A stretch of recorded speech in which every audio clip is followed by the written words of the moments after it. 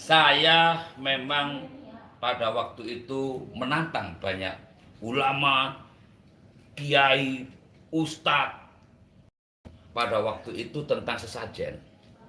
Ya, sempat membuat kita ini emosi. Nah, yang emosi adalah pelaku-pelaku spiritual dan budaya. Nah, di banyak konten-konten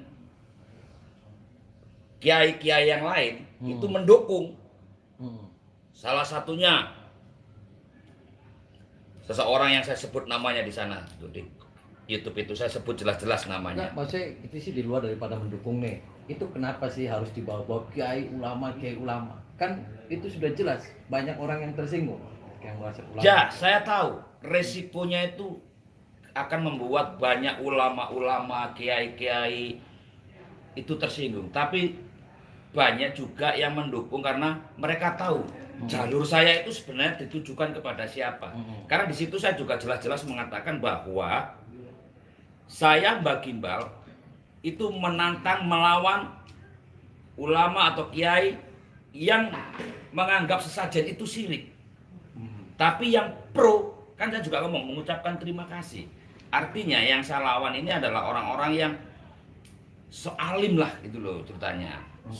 Ya kan saya juga sudah menekankan Pak Ustadz Jamston bahwa itu ditujukan hanya untuk kelompok-kelompok tertentu, tidak dikebiar uya, tapi karena YouTube itu viral, ditunggangilah oleh orang-orang yang punya kepentingan gitu loh. Bukannya begini saja, Mbak. Kan ketika ada seorang atau versi kiai atau ulama atau habaib yang syirik, ya biarin saja. Jadi nggak harus, walaupun kiai yang menyatakan sesajen itu syirik, saya tantang, kan nggak boleh, Mbak, main tantang begitu. Ya, oleh sebab itu saya Pak Ustadz kesini dalam rangka satu silaturahim kepada Pak Ustadz.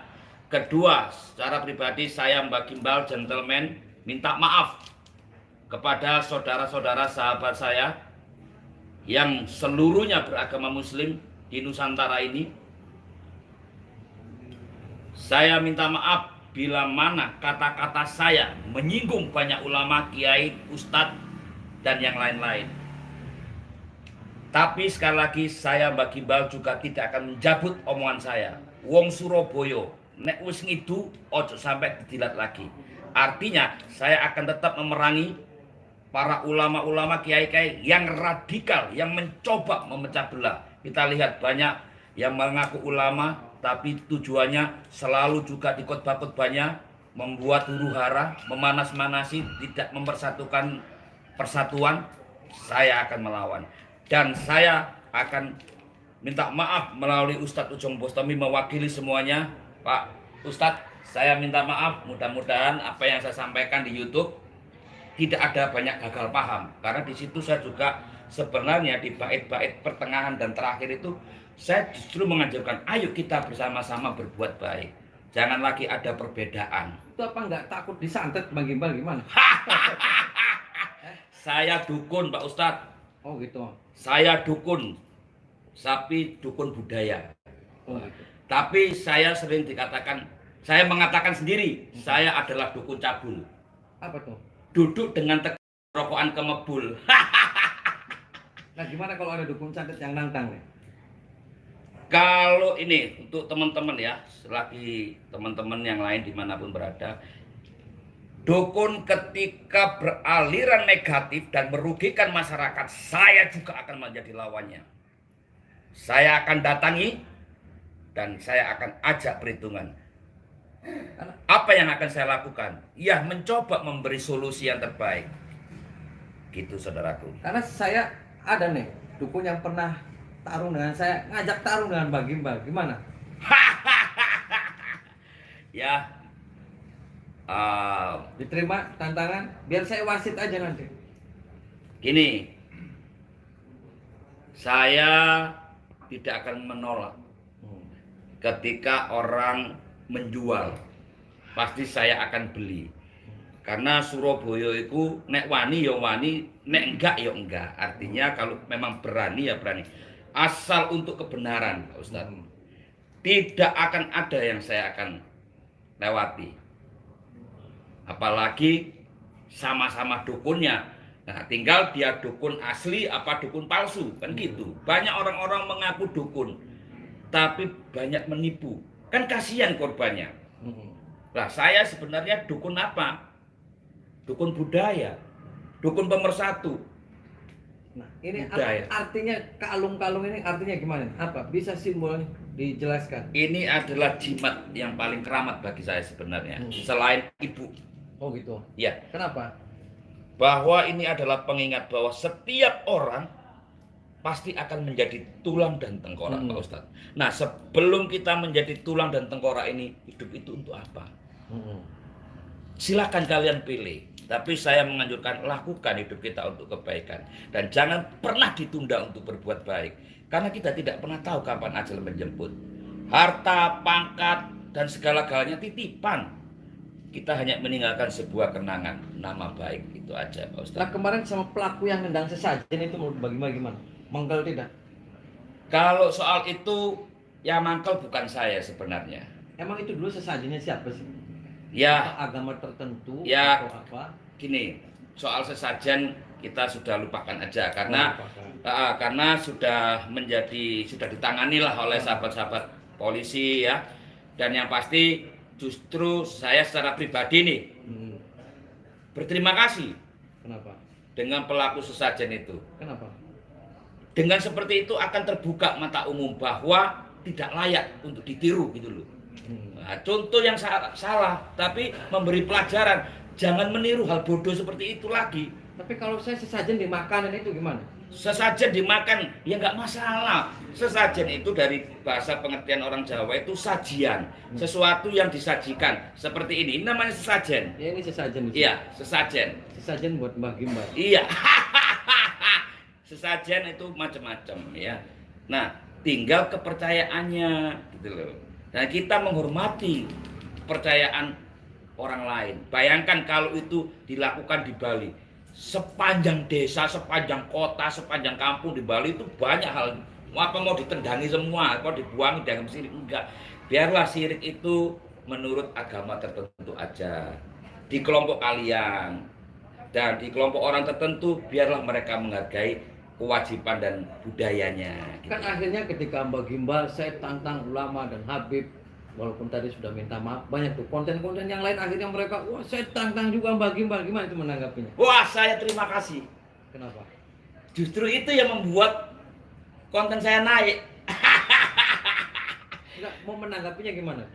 Lah, justru ketika banyak orang menantang saya nih Pak Ustadz, saya berterima kasih. Dengan demikian mereka juga dapat rezeki dari konten itu. Kan ditonton orang. Walaupun itu akan menjadi viral, saya juga berterima kasih gitu. Dengan mereka mengunggah kembali wajah Mbah Gimbal ada di setiap YouTube ada Mbah Gimbal. Saya melihatnya, saya bersyukur bahwa mereka ternyata sayang sama saya dan mereka peduli. Saya ambil sisi positifnya aja Pak Ustadz. Dan saya tidak perlu meladeni. Kenapa? Karena mereka belum tahu siapa sebenarnya Mbah Gimbal dan apa rutinitas kehidupannya Mbah Gimbal. Gimana sih rutinitasnya gimana sih? Kalau rutin saya adalah setiap hari adalah pelaku budaya. Setiap hari saya melakukan kegiatan relawan peduli kemanusiaan. Di mana ada bencana alam, di mana ada kesulitan-kesulitan yang lain, saya selalu terjun dan saya nggak pernah dibayar. Karena apa? Saya harus membayar sebenarnya. Membayar apa? Kebaikannya Tuhan kepada saya. Saya diberi kelebihan, diberi nafas, diberi ya kesempatan untuk menikmati hidup ini. Nah, utang saya belum kebalas sama Tuhan. Hidung saya masih bisa menghirup udara segar, sementara yang lain pakai tabung. Nah, ketika saya melakukan bakti sosial kemana-mana, ke seluruh Indonesia, bahkan ke Singapura, ke Thailand, ke Malaysia, itu sudah saya lakukan sejak tahun 82. Lah sekarang aja tiba-tiba menjadi booming, itu pun juga tidak saya kehendaki, spontanitas. Nah kalau setiap harinya ya memang setiap hari kita ngisi acara budaya. Dan juga pada waktu saya berkunjung yang di Pak Ustadz tempo hari itu juga sempat viral. Enggak, masa yang bermeditasi apa sih yang dibaca nih Mbah Gimbal? Wah, doa saya sederhana. Apa itu? Pleketak goho, selesai. Apa tuh? Ya pleketak goho aja. Artinya? Ya pleketak nggak ada artinya. Oh, nggak ada artinya. Iya, untuk menghibur diri aja. Nah, sebenarnya bagaimana mandi tidak, Mbak? Saya nggak pernah mandi, nunggu waktu yang tepat. Setahun berapa kali mandi? Ya, kalau rutin mandi biasanya mungkin pas malam suro atau malam-malam Jumat tertentu lah. Berarti ngirit sampo, Wah, ya jelas lah, ya mesti. ngirit sabun. Ya, Itu yang jadi istrinya gimana? Bau tidak?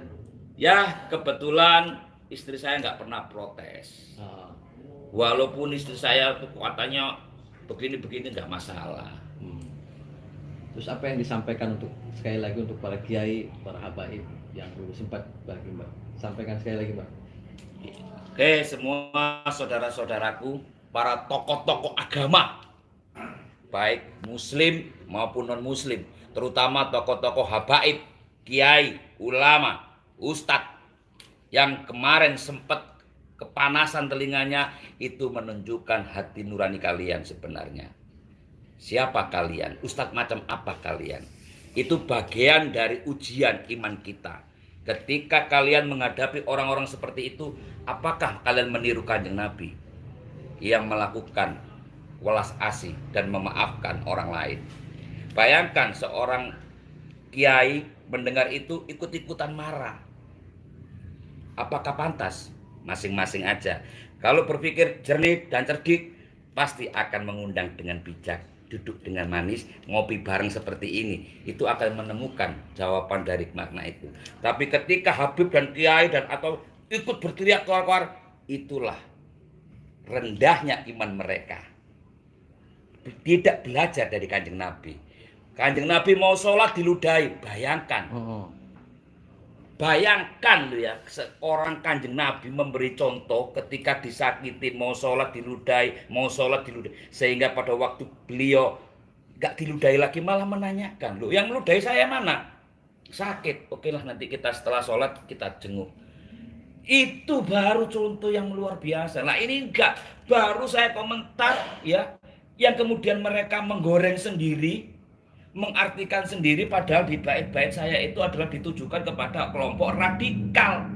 Tapi ini digebiar uya. Tapi nggak apa-apa.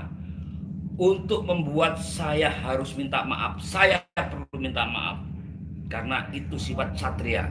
Satria sejati adalah penting meminta maaf. Bukan ego, bukan harga dirinya. Tapi harga diri adalah ketika kita merendahkan diri di hadapan Maha Sang Pencipta. Itu adalah yang lebih yang penting NKRI harga di dada ini harus ada jiwa Pancasila. Shallu ala Nabi Muhammad. Ya, merdeka pokoknya itu. Saya mau ngajak sholat bagi Pak.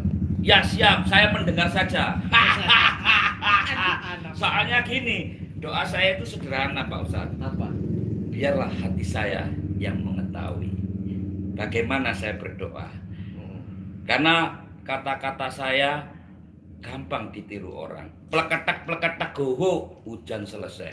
Saya menemukan ribuan mayat, puluhan mayat. Doa saya sederhana seperti itu aja. Tapi kan Tuhan sebenarnya tahu tujuan saya apa. Termasuk ketika beberapa ABK tenggelam di sebuah kapal di pantai selatan, saya ke Ibu Ratu. Ketemu sama Ibu Ratu. Ketemu apa nggak ketemu, itulah perjalanan saya spiritualnya. Sehingga pada waktu itu laut bisa terbuka.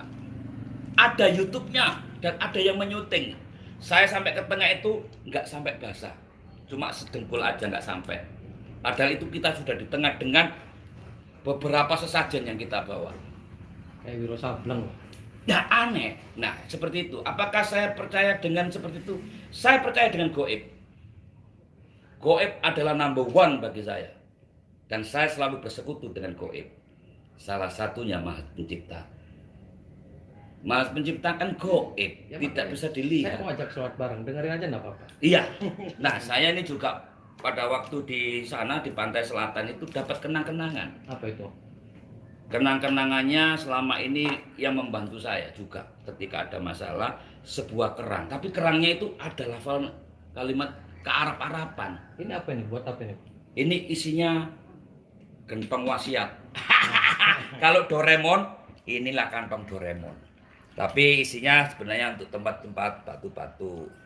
Allahumma salli wa sallim wa barik alaihi wa ala alihi wa sahbihi. Allahumma salli ala Muhammad ya Rabbi salli alaihi wa sallim. Allahumma salli ala Muhammad ya Rabbi salli alaihi wa sallim. Rabbi fanfa'na bibarakatihim wahdinal husna bihurmatihim. Rabbi fanfa'na bibarakatihim wahdinal husna bihurmatihim. Salawat perbanyak, salawat perbanyak, istighfar perbanyak, baca Al-Quran dan selalu perbaiki sholat. Semakin sholat kita baik, insya Allah kehidupan kita akan lebih baik. Amin, amin, amin. Assalamualaikum warahmatullahi wabarakatuh. Oke.